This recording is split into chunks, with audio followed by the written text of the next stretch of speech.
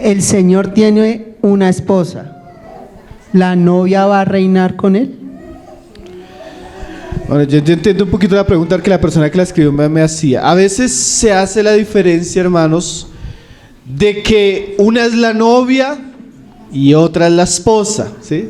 Entonces la que va a reinar es la esposa, entonces la novia es otra entonces como si se hiciera diferencia de una clase de cristianos que son esposa y otra clase de cristianos que son novia. O sea, de pronto usted ha estado en esa discusión.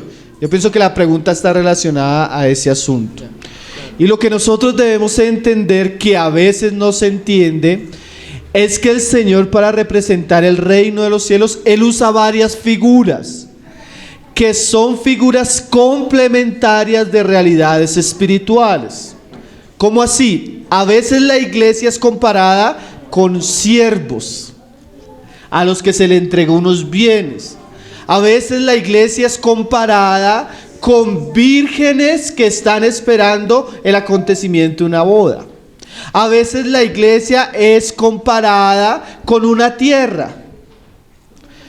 Pero nosotros debemos entender que esas figuras o parábolas solo enriquecen el conocimiento del reino de los cielos. ¿Qué quiere decir eso? Entonces, si el cristiano es siervo, ¿no es esposa? Si el cristiano es virgen, entonces no es esposa. ¿Sí está entendiendo la pregunta? El cristiano, por un lado, él es siervo. Por otro lado, él es una figura de una esposa. Por otro lado, es una figura de un amigo. Por otro lado, es la figura de un trabajador. Por otro lado, es la figura de una casa. ¿Me está entendiendo? Pero cada una de esas figuras representa una realidad espiritual que el Señor quería mostrar en una parábola. Entonces, la de la boda representa que sí, la iglesia algún día se va a casar con Cristo. La de las vírgenes sensatas representa unas mujeres que están a la expectativa de un gran acontecimiento.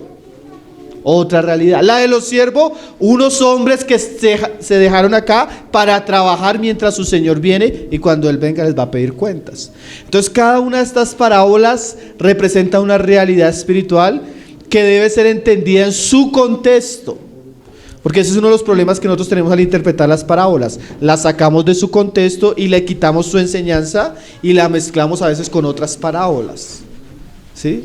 Porque entonces habría contradicción, porque en una parábola dice que a mí me dio una mina, y a otro otra mina, y a otro, pero en una parábola dice que a uno le dio 10 talentos, a otros 5 talentos, y a otros 2 talentos. O sea, en un lado me dice que a todos les dio lo mismo, y en otro lado me dice que a uno les dio más y a otros menos.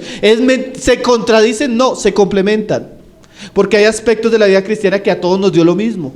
Todos tenemos el Espíritu Santo, todos tenemos a Dios el Padre, todos hemos sido bautizados con el mismo bautismo, todos tenemos la misma salvación y la misma fe. Pero en otros aspectos no todos tenemos lo mismo. A algunos se les dio más dones, otros se les dio más, otros entendieron más. Entonces al que más se le da a pedir. Entonces esos aspectos diferentes de las parábolas son complementarios y generalmente muestran muchas realidades espirituales que el Señor quiso enfatizar.